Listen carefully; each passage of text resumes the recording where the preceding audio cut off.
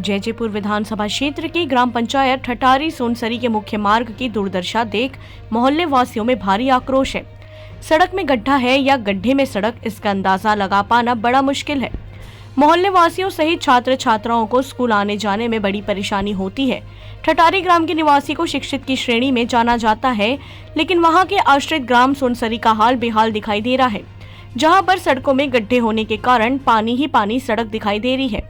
वहां पर अनेकों प्रकार के नेता हैं और बुद्धिजीवी, उनके उपरांत इस सोनसरी गांव में अनुसूचित जाति एवं अनुसूचित जनजाति के लोग अधिकांश हैं, लेकिन आज तक वहां पर इन मुद्दों को उठाने वाला कोई भी सामने नहीं आ रहा है।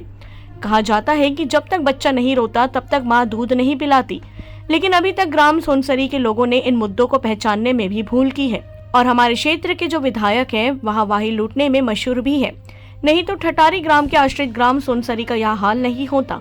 जबकि सभी ग्राम के आश्रित गांव को प्रधानमंत्री रोड एवं सरपंचों के द्वारा कंक्रीट सड़क का निर्माण किया जा रहा है। जो ज्यादा पढ़े लिखे एवं शिक्षित होते हैं उनका ही मती मारी जाती है। वही हाल आश्रित ग्राम सोनसरी का दिखाई दे रहा है। जयजेपुर से धनेश्वर साहू की रिपोर्ट।